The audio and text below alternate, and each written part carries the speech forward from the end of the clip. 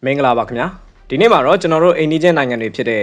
ထိုင်းနိုင်ငံနဲ့ကမ္ဘောဒီးယားနိုင်ငံနှစ်နိုင်ငံကြားမှာအရှိန်ဟုန်ပြင်းစွာဖြစ်ပွားနေတဲ့နယ်စပ်စစ်ရေးပဋိပက္ခတွေရဲ့နောက်ဆုံးရအခြေအနေတွေကိုအသေးစိတ်ခွဲခြမ်းစိတ်ဖြာတင်ပြပေးသွားမှာဖြစ်ပြီး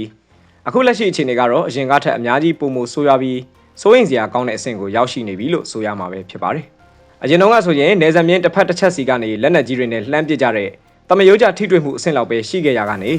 အခု2025ခုနှစ်ဒီဇင်ဘာလကုန်ပိုင်းအခြေအနေမှာတော့မြေပြင်ခြေလျင်တပ်ဖွဲ့တွေအပြန်အလှန်အနီးကပ်ထိတွေ့တိုက်ခိုက်တဲ့အဆင့်နဲ့နယ်မြေဒေသတွေကိုအပိုင်စီးပြီးသိမ်းပိုက်တဲ့အဆင့်ထိစစ်ပွဲရဲ့အရှိန်ဟုန်ကတဟုန်ထိုးမြင့်တက်လာခဲ့တာကြောင့်ဒီပဋိပက္ခဟာဘယ်လောက်ထိကြီးမားကျယ်ပြန့်လာသလဲဆိုတာနဲ့တန်တမန်ရေးရာအရဘယ်လိုလှုပ်ရှားမှုတွေဆက်ဖြစ်နေသလဲဆိုတာသိသိချာချာသုံးသပ်ကြည့်ဖို့လိုအပ်လာပြီပဲဖြစ်ပါတယ်ပထမဆုံးအနေနဲ့စစ်မြေပြင်ရဲ့လက်တွေ့အခြေအနေကိုသုံးသပ်ကြည့်ရအောင်ဆိုရင်လွန်ခဲ့တဲ့ရက်ပိုင်းအတွင်းမှာထွက်ပေါ်လာတဲ့သတင်းအချက်အလက်တွေအရထိုင်းစစ်တပ်ဟာစစ်ရေးအရအသာစီးရရှိဖို့အတွက်အင်အားအလုံးရင်းနဲ့ထိုးစစ်ဆင်မှုတွေကိုအကြီးအကျယ်ပြုလုပ်လာတာကိုမြင်တွေ့ရမှာဖြစ်ပြီးအထူးသဖြင့်ဥပွန်ရက်ချာနေခရိုင်တွင်းကနန်ယွန်းဒေသ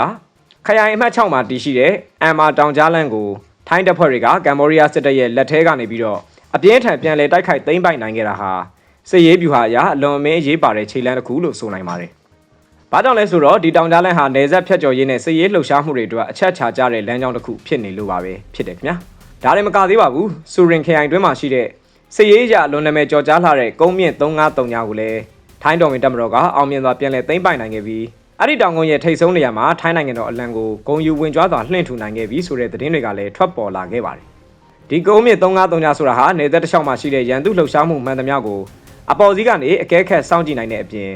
်နယ်မြေတစ်ခုလုံးရဲ့လုံခြုံရေးအတွက်အခရာကျတဲ့မဟာဗျူဟာမြောက်ကုန်းမြင့်တစ်ခုဖြစ်နေတာကြောင့်ထိုင်းဘက်ကတော့ဒီနယ်မြေတွေကိုပြန်လည်ရရှိလိုက်တာဟာသူတို့ရဲ့အချုပ်ချာအာဏာကိုထိရောက်စွာကာကွယ်နိုင်မှုရဲ့ပြရုပ်တစ်ခုဖြစ်ကဘာကိုထုတ်ဖော်ပြသလိုက်တာပဲဖြစ်ပါတယ်။လက်ရှိထိုင်းကမ္ဘောဒီးယားနယ်စပ်တစ်လျှောက်မှာဖြစ်ပွားနေတဲ့စစ်ပွဲရဲ့ပုံစံဟာအရင်ကထက်တိတိကျကျပြောင်းလဲလာတာကိုအားလုံးလည်းသတိထားမိကြမှာဖြစ်ပြီးအရင်တုန်းကလိုဒေါ်ရင်ပြစ်ခတ်မှုလောက်နေတယ်မဟုတ်တော့ပဲအခုဆိုရင်ထိုင်းတော်ဝင်စစ်တပ်ဟာသူတို့ရဲ့အဆင့်မြင့်လေကြောင်းစွမ်းအားကိုပါအပြည့်အဝအသုံးပြုလာတာကိုမြင်တွေ့နေရတာဖြစ်ပါတယ်။အထူးသဖြင့်ခင်မီတိုက်လေယာဉ်တွေကိုအသုံးပြုပြီးတော့ကမ္ဘောဒီးယားပတ်ချမ်းကတိကျတဲ့စစ်ရေးပြစ်မှတ်တွေကိုဘုံကျဲတိုက်ခိုက်တာမျိုးတွေတစ်ဖက်ရန်သူရဲ့တင်ကားတပ်ဖွဲ့တွေနဲ့အရေးကြီးတဲ့အဆောက်အုံတွေကိုဖျက်ဆီးပစ်တာမျိုးတွေအထိလှုံ့ဆော်လာတာကိုတွေ့ရတဲ့အတွက်ဒါဟာပုံမှန်နယ်စပ်ပဋိပက္ခထက်အများကြီးပုံမပြင်းထန်တဲ့စစ်ပွဲအသွင်ကိုစောင့်နေတာပဲဖြစ်ပါတယ်။ဒီစစ်ပွဲရဲ့အရှိန်ဟုန်ဟာနယ်စပ်စီးမြင့်ပေါ်မှာနေရပ်တန့်မနေတော့ပဲလူနေထူထပ်တဲ့မြို့ကြီးတွေစီကိုပါတဖြည်းဖြည်းကူးဆက်ပြန့်နှံ့လာတာကလည်းအလွန်ပဲစိုးရိမ်စရာကောင်းလာတဲ့အခြေအနေတစ်ခုဖြစ်ပြီးKhmer Times သတင်းဌာနရဲ့ထုတ်ပြန်ချက်အရဆိုရင်စစ်ပွဲဖြစ်ပွားတာ16ရက်မြောက်နေ့ကိုရောက်ရှိလာတဲ့အချိန်မှာတိုက်ခိုက်မှုတွေဟာနယ်စပ်နဲ့အတော်လေးဝေးကွာလာတဲ့မြို့ပြဒေသတွေအထိပါရောက်ရှိလာတယ်လို့သိရပါတယ်။အထူးသဖြင့်ကမ္ဘောဒီးယားနိုင်ငံရဲ့အဓိကနယ်စပ်ကုန်သွယ်ရေးမြို့ကြီးတွေဖြစ်တဲ့ Point Bat, Sirisa Ophon, Priyavihia, Samyang နဲ့ကမ်ယိုရန်ဒေသက Khemarat Phumeng တို့လိုနေရာမျိုးတွေကပါတိုက်ခိုက်မှုတွေရှိလာတာကြောင့်လူနေထူထပ်တဲ့အဲ့ဒီဒေသတွေကရပ်သားတွေမှာရှောင်လွှဲလို့မရနိုင်တဲ့ထိခိုက်ဒေဆုံးမှုတွေနဲ့ကြုံတွေ့နေရတာဖြစ်ပါတယ်။ကမ္ဘောဒီးယားဘက်ကထုတ်ပြန်တဲ့စီးရင်စရာတွေအရအရက်သား19ဦးသေဆုံးပြီး89ဦးဒဏ်ရာရရှိခဲ့ုံနဲ့မကဘဲနေရဆုံးခွာထွက်ပြေးရတဲ့စစ်ပေးရှောင်ဒုက္ခသည်အရေးအတွက်ဟာ9,200,000နီးပါးအထိရှိလာတာကြောင့်ဒါဟာဒေသတွင်းမှာအလွန်ကြီးမားတဲ့လူသားချင်းစာနာမှုဆိုင်ရာအကျပ်တဲတစ်ခုကိုမီးမွှေးပေးလိုက်တယ်လို့ဖြစ်နေတာပဲဖြစ်ပါတယ်ခင်ဗျာဒီလိုမျိုးအခြေအနေတွေနဲ့ပတ်သက်ပြီးတော့ကမ္ဘောဒီးယားမျိုးသားကာကွယ်ရေးဝန်ကြီးဌာနရဲ့ပြောရေးဆိုခွင့်ရှိသူမာလီဆိုဂျီတာကထိုင်းစစ်တပ်ကိုပြင်းပြင်းထန်ထန်ပြစ်တင်ဝေဖန်ထားတာဖြစ်ပြီးထိုင်းနိုင်ငံဟာပြီးခဲ့တဲ့အောက်တိုဘာလ26ရက်နေ့ကထိုင်းနဲ့ကမ္ဘောဒီးယားဝန်ကြီးချုပ်2ဦးကြားမှာလက်မှတ်ရေးထိုးခဲ့တဲ့ပူးတွဲကြေညာချက်နဲ့အပြစ်ခတ်ရစရေးသဘောတူညီချက်တွေကိုပြောင်ပြောင်တင်းတင်းချိုးဖောက်ပြီးကျူးကျော်တိုက်ခိုက်နေတာဖြစ်တယ်လို့ဆွဆွဲပြောဆိုထားတာတွေကိုလည်းတွေ့ရပါတယ်။ဒါပေမဲ့ဒီစစ်ပွဲရဲ့နောက်ကွယ်မှာစိတ်ဝင်စားစရာအချက်တစ်ချက်ရှိနေတာကတော့ပွိုင်ဘတ်မြို့အတွင်းမှာဖြစ်ပွားခဲ့တဲ့တိုက်ခိုက်မှုတွေပဲဖြစ်ပြီးထိုင်းနိုင်ငံရဲ့အမှတ်1တပ်မတော်တိုင်းမှုရဲ့အတည်ပြုချက်အရသူတို့ရဲ့ဘူရာဖာအထူးတပ်ဖွဲ့ဟာပွိုင်ဘတ်မြို့တွေကမဟာဗျူဟာမြောက်အဆောက်အုံ2ခုကိုအောင်မြင်စွာဖျက်ဆီးပစ်နိုင်ခဲ့တယ်လို့သိရတာကြောင့်ဒါဟာရိုးရိုးစစ်ပွဲတသက်မဟုတ်ပဲနယ်စပ်ဒေသက scam center တွေနဲ့တရားမဝင်လုပ်ငန်းတွေကိုပါပြစ်မှတ်ထားနှိမ်နင်းနေတာလားဆိုတာကလည်းစဉ်းစားစရာဖြစ်နေပါတော့တယ်။ထိုင်းတော်မင်းစစ်တပ်ရဲ့ဘူရာဖာအထူးတပ်ဖွဲ့ကနေပြီးတော့ပွိုင်ဘတ်မြို့တွေကမဟာဗျူဟာမြောက်အဆောက်အုံတွေကိုအောင်မြင်မြင်ချိန်မုံနိုင်ခဲ့တယ်ဆိုတဲ့သတင်းဟာစစ်ရေးလေလာသူတွေကြားမှာအတော်လေးကိုစိတ်ဝင်စားစရာကောင်းတဲ့အချက်လက်တွေဖြစ်လာခဲ့တာဖြစ်ပြီးတကယ်တမ်းမှာတော့အဲ့ဒီအဆောက်အုံတွေဟာကမ္ဘောဒီးယားစစ်တပ်ရဲ့ကုတ်ကဲမှုစင်တာတွေတင်မကပဲနယ်စပ်တစ်လျှောက်မှာအမြင့်တွယ်နေတဲ့အွန်လိုင်းငွေလိမ်ကိုင်းတွေနဲ့ပါနက်နက်ရှိုင်းရှိုင်းဆက်ဆက်နေတယ်ဆိုတဲ့မြေပြင်သတင်းပေးပို့ချက်တွေကလည်းကြဲကြဲပြန့်ပြန့်ထွက်ပေါ်လာနေတာပဲဖြစ်ပါတယ်။ထိုင်းဆိုရနဲ့စစ်တပ်အနေနဲ့ဒီစစ်ပွဲကိုအကြောင်းပြုပြီးတော့မိမိတို့နိုင်ငံသားတွေကိုဒုက္ခပေးနေတဲ့နယ်စပ်ကရာဇဝတ်ဂိုင်းစင်တာတွေကိုတပါတဲ့အမြင့်ပြတ်ချိန်မုံမှုကြိုးစားနေတာဖြစ်နိုင်ပြီး အဲ့ဒီ scam center တွေဟာကမ်ဘောဒီးယားဘက်ကအာဏာပိုင်အချို့ရဲ့အကောက်အွယ်ကိုရယူထားတာကြောင့်အခုလိုစစ်ပွဲကာလအတွင်းမှာလေကြောင်းတိုက်ခိုက်မှုတွေကိုအရှိန်ဟုန်မြင့်ပြီးအဲ့ဒီဒေသတွေကိုပြစ်မှတ်ထားဖျက်ဆီးပစ်လိုက်တာဟာရန်သူရဲ့ထောက်ပံ့ရေးနဲ့ဗန်နာရေးလမ်းကြောင်းတွေကိုဖျက်တောက်လိုက်သလိုမျိုးစစ်ရေးဗျူဟာအရအလွန်ကိုထိရောက်တဲ့ထိုးနှက်ချက်တစ်ခုဖြစ်သွားစေခဲ့တာပါ။ဒါကြောင့်လည်းကမ်ဘောဒီးယားအစိုးရဘက်ကနေပြီးတော့အရက်သားတွေကိုပြစ်မှတ်ထားတယ်ဆိုတဲ့အကြောင်းပြချက်နဲ့နိုင်ငံတကာကိုတိုင်ကြားဖို့ကြိုးစားနေပေမဲ့ထိုင်းဘက်ကတော့ဒီနေရာတွေဟာတရားမဝင်ရာဇဝတ်မှုတွေကိုကျူးလွန်နေတဲ့မဟာဗျူဟာမြောက်စခန်းတွေသာဖြစ်တယ်ဆိုပြီးခိုင်ခိုင်မာမာတုံ့ပြန်နေတာကိုတွေ့ရပါတယ်။ဒီစစ်ပွဲရဲ့အကျိုးဆက်အနေနဲ့နှစ်နိုင်ငံကြားမှာရှိတဲ့နယ်စပ်ကုန်သွယ်ရေးနဲ့စီးပွားရေးလုပ်ငန်းတွေဟာလည်းလုံးဝရပ်တန့်သွားမဲ့အခြေအနေဆိုးကြီးနဲ့ရင်ဆိုင်နေရတာဖြစ်ပြီးပွိုင်ဘတ်မျိုးလိုမျိုးအဓိကကုန်သွယ်ရေးကိတ်ကြီးတွေပိတ်ဆို့ခံလိုက်ရတာဟာနှစ်စဉ်အမေရိကန်ဒေါ်လာဘီလီယံနဲ့ချီတဲ့ကုန်သွယ်မှုတန်ဖိုးတွေကိုဆုံးရှုံးသွားစေရုံနဲ့မကပဲဒေတာရင်းကကုန်စည်စင်းသစ်မှုခွင့်ဆက်တစ်ခုလုံးကိုပါပြိုလဲသွားစေနိုင်တဲ့အန္တရာယ်တစ်ခုဖြစ်နေတာပဲဖြစ်ပါတယ်။အထူးသဖြင့်ထိုင်းနိုင်ငံကနေကမ်ဘောဒီးယားကိုတင်ပို့နေတဲ့စားတောက်ကုန်တွေလူသုံးကုန်ပစ္စည်းတွေနဲ့စောက်လုပ်ရေးလုပ်ငန်းသုံးပစ္စည်းတွေဟာအခုဆိုရင်နယ်စပ်မှာတောင်တင်နေကြရသလိုကမ်ဘောဒီးယားဘက်ကလည်းစိုက်ပျိုးရေးထွက်ကုန်တွေကိုထိုင်းနိုင်ငံဘက်ကိုပို့ဆောင်လို့မရတော့တဲ့အတွက်နှစ်ဖက်စလုံးကကုန်သည်တွေနဲ့လုပ်ငန်းရှင်တွေဟာကြီးမားတဲ့စီးပွားရေးအကျပ်တဲနဲ့ရင်ဆိုင်နေကြရတာဖြစ်ပါတယ်။ဒီလိုမျိုးစီးပွားရေးလမ်းကြောင်းတွေရေရှည်ပိတ်ဆို့သွားမယ်ဆိုရင်တော့နှစ်နိုင်ငံစလုံးရဲ့ကုန်စည်နှုန်းတွေအဆမတန်မြင့်တက်လာမယ့်အပြင်အလောက်ကိုင်းခွင့်လန်းတွေပါဆုံးရှုံးသွားနိုင်တာကြောင့်စစ်ပွဲရဲ့တန်ရာတန်ချက်ဟာတနက်တန်တွေငြိမ်သက်သွားရင်တော့မှစီးပွားရေးအရနလန်ထူဖို့အတွက်နှစ်ပေါင်းများစွာအချိန်ယူရအောင်မှာပဲဖြစ်ပါတယ်။ဒါအပြင်နိုင်ငံတကာရင်းနှီးမြှုပ်နှံသူတွေအနေနဲ့လည်းအခုလိုစစ်မီးတောက်နေတဲ့ဒေသတွေကနေသူတို့ရဲ့လုပ်ငန်းတွေကိုရုပ်သိမ်းဖို့ပြင်ဆင်လာကြတာကြောင့်ဒါဟာအာဆီယံဒေသရင်းကစီးပွားရေးတည်ငြိမ်မှုကိုပါအကြီးအကျယ်ထိခိုက်စေနိုင်တဲ့ကိစ္စရပ်တစ်ခုဖြစ်လာနေတာဖြစ်ပြီး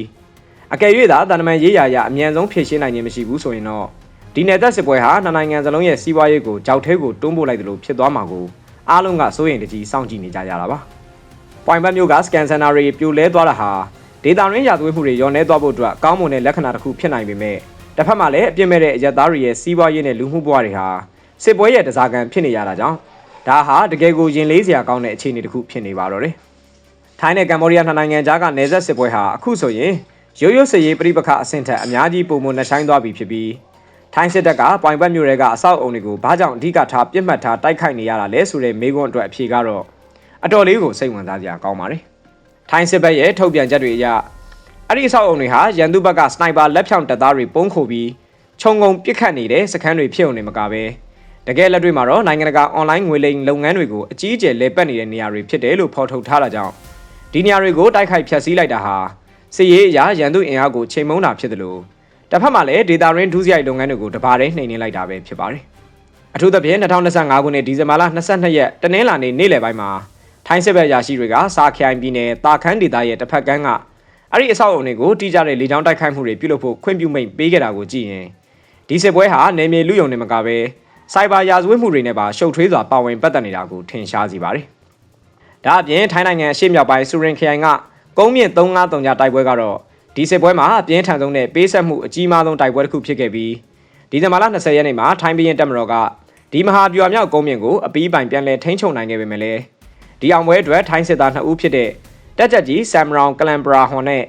တက်သားဖနုပတ်ဆော်အာတို့အသက်ပေးခဲ့ကြရပါတယ်။ဝိုင်းနေကြကောင်းတာကတော့အဲ့ဒီစစ်တီတွေရဲ့ရုပ်လောင်းတွေကိုပြန်လည်တည်ထုတ်ဖို့ကြိုးစားတဲ့အခါမှာကမ်ဘောဒီးယားဘက်ကထောင်းထားတဲ့မြေမြုံမိုင်းအန်ဒီရတွေကြောင့်အချိန်တော်ကြာအောင်စောင့်တိုင်းခဲ့ရတာဖြစ်ပြီ